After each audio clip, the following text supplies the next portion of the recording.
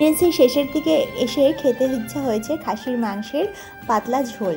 আর বর কি সেই ইচ্ছেটা পূরণ না করে থাকতে পারে? তো গতকাল তো গিয়েছিলাম ব্লাড টেস্ট করাতে কৃষ্ণনগরে। আর ব্লাড টেস্ট যেহেতু 2বার করানোর কথা ছিল, তো প্রথমবারের ব্লাড দেওয়ার 2 ঘন্টা হাতে আমাদের সময় ছিল। আর সেই ফাঁকেই কিন্তু চলে গিয়েছিলাম একটু বাজারে। আর আমি কিন্তু অনেক দিন পর বাজারে আসলাম, অনেক দিন বলতে অনেক বছর পর।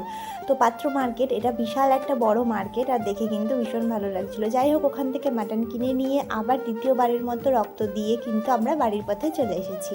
আর বাড়ি ফিরতে ফিরতে অনেকটাই বেলা হয়ে গিয়েছে। আমি এসে স্নান সেরে ঝটপট করে ঢুকে গেছি রান্নাঘরে। আর মাকে আগে থেকেই ফোন করে বলে দিয়েছিলাম যে মা, তুমি সব কিছু কেটে গুছিয়ে রেখো।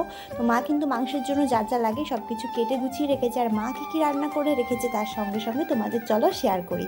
তো মা কিন্তু রান্না করেছে ভাত, বাঁধাকপির পাতা বড়া ভাজা, আর তার সাথে রয়েছে শেষ পাতে খাওয়ার জন্য জলপাই দিয়ে টমেটো দিয়ে চাটনি।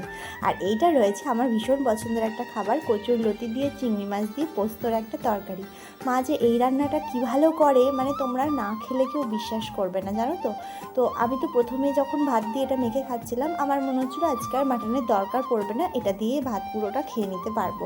তারপরে দেখো তোমাদের মাটনের লুকটা দেখাই। দেখো এতটাই সফট হয়েছিল, জুসি হয়েছিল, আর রঙটা দেখে আশা করি তোমরা বুঝতেই পারছো যে কতটা খেতে ভালো হয়েছিল। যাই হোক, এই সময় খেতে ইচ্ছা হয়েছে, আর সেই ইচ্ছেটা কিন্তু পূরণ হয়ে গেল। আর মাংস ভাত খেয়ে কিন্তু বেশ একটা জমিয়ে ঘুম দিয়ে নিয়েছিলাম, কারণ শরীর এতটাই টায়ার্ড ছিল। আর সন্ধ্যাবেলা দেখো কারা এসেছে, আমার মাসি আর ভাই এসেছিল দেখা করতে।